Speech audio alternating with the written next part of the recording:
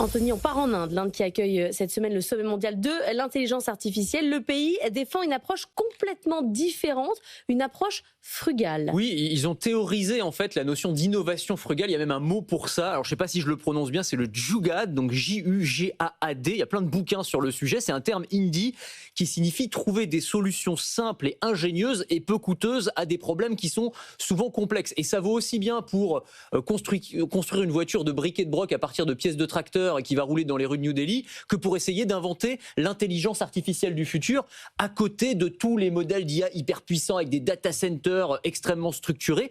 Et eux se basent notamment sur ce qu'on appelle les SLM, donc c'est les Small Language Models, en opposition avec les LLM, les Large Language Models, c'est-à-dire des IA qui sont plus petites, basées sur moins de données, qui coûtent moins d'argent, qui sont moins énergivores et qui sont beaucoup plus spécialisées sur des problèmes très précis qui peuvent concerner l'Inde. En gros, l'idée, c'est de dire que pour résoudre les problèmes agricoles du Pendjab, on n'a pas besoin d'une IA qui connaisse la physique quantique et la vie de William Shakespeare. Et donc, il y a des outils incroyables qui sont sortis. Je vous en donne deux. Le premier, c'est un outil qui s'appelle Kisan GPT. C'est une IA vocale à destination des agriculteurs en Inde. Et donc, en gros, c'est un outil qui peut s'installer sur n'importe quel téléphone, y compris d'entrée de gamme, qui discute en langage naturel en 9 ou 10 dialectes différents et qui va répondre à des questions très précises sur là, la mousson a 2 semaines de décalage. Est-ce qu'il faut que je sème aujourd'hui ou pas? Et ça, ça change la vie des agriculteurs. Le deuxième exemple, c'est dans le domaine de la santé, un outil qui s'appelle Niramai pour le dépistage du cancer du sein. On n'a pas forcément les moyens d'avoir des mammographies partout dans le pays. Et donc là, c'est un outil qui est une caméra thermique couplée à des algorithmes qui tient dans un sac à dos et on peut se balader avec et aller dans des zones reculées pour réaliser des campagnes de dépistage. Donc c'est vraiment aller vers l'efficacité et la frugalité. Le problème, c'est que l'Inde a un énorme problème énergétique. Donc la frugalité, ça doit être partout, dans tous les sujets d'innovation. Oui, c'est ça. C'est presque une nécessité. Et on le voit d'ailleurs à travers l'histoire industrielle de ces dernières décennies. C'est-à-dire qu'il y a vraiment plein